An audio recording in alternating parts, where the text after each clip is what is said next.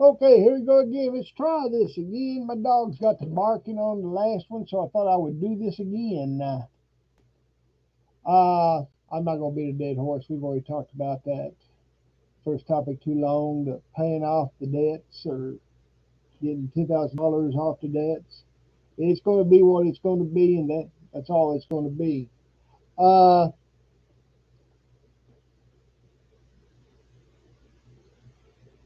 let's talk about the Trump thing. I thought that was a pretty chicken way to do it.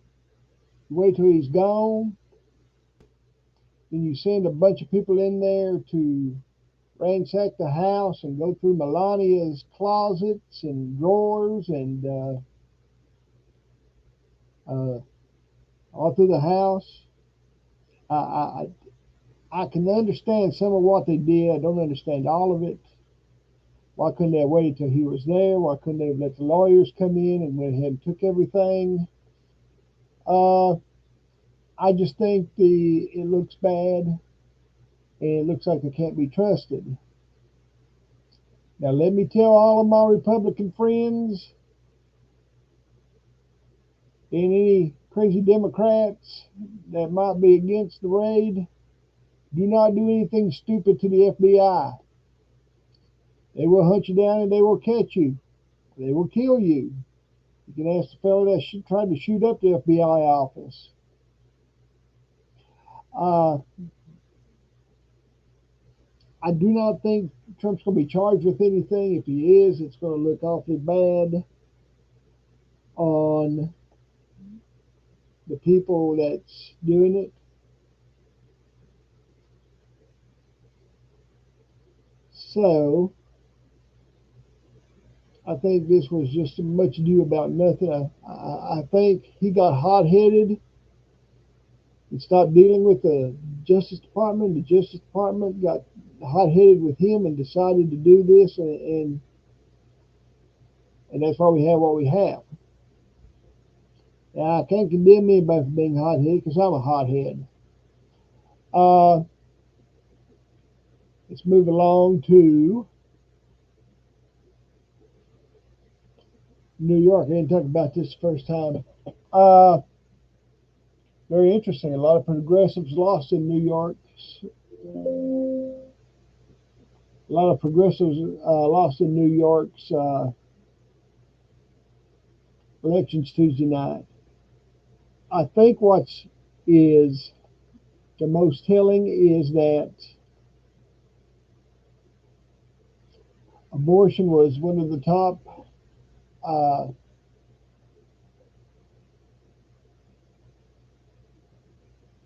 things people voted on, and the Republicans lost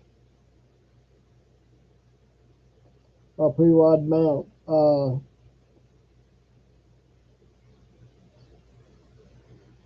This may not bode well for us in the future. So we lost one of our abortion pro-lifers. There was a popular one, and how is that going to affect the election come November? I don't know.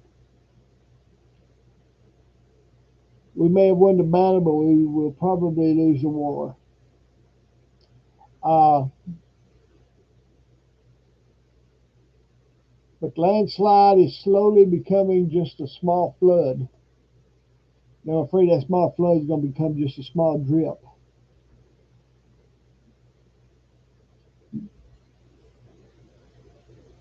And in 2 years, we will have the presidential election, and three-quarters of the Democrats do not want Joe Biden running because Joe Biden is going to be in his 80s. So is Donald Trump. We don't need Trump up there. I think if we run Trump, we're going to lose because, as much as I hate to admit it, this January 6th thing is going to follow them, and the independents may not look on it as wise as we do. Now, if the Republicans are smart,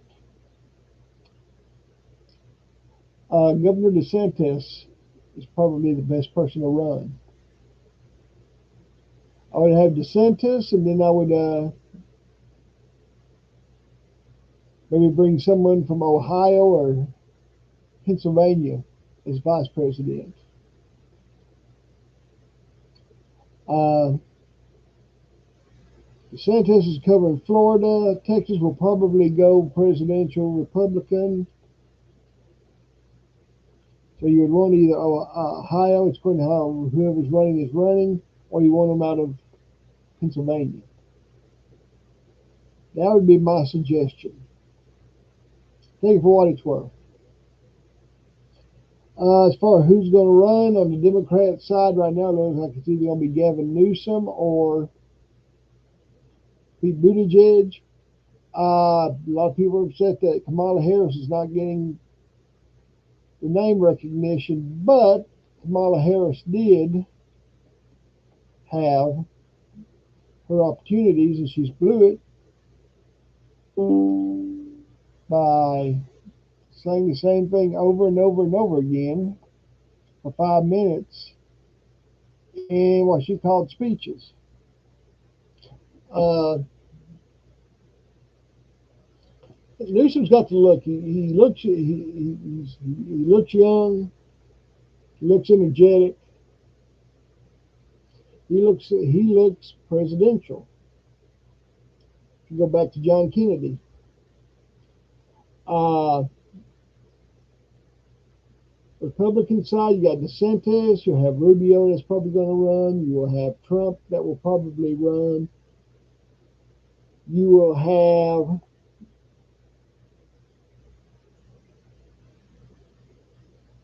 former Vice President Pence, who will probably run for office. Liz Cheney will probably run. And it's going to be interesting to see who wins. Because Republicans are in two camps right now, much like the Democrats. Democrats are in two camps. 3/4 are against Biden and 1/4 for Biden.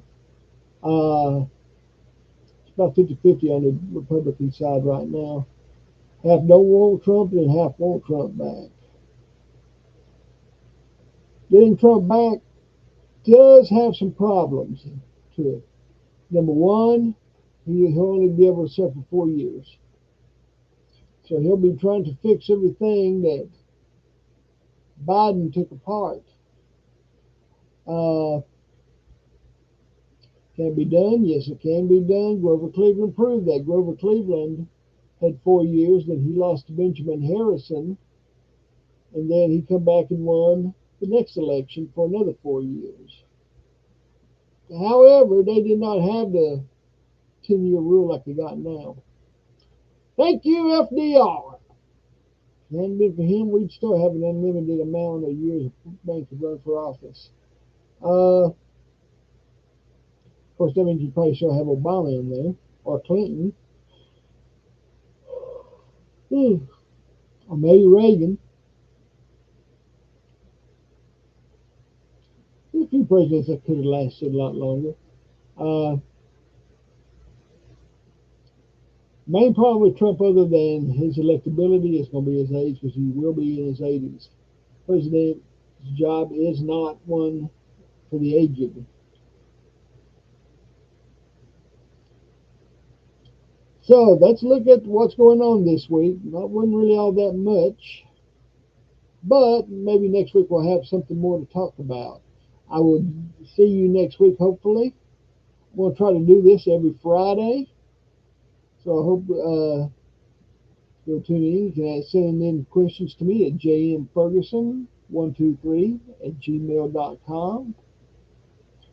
Or if you got anything you want me to talk about, maybe I'll have time to look it up and we can talk about it.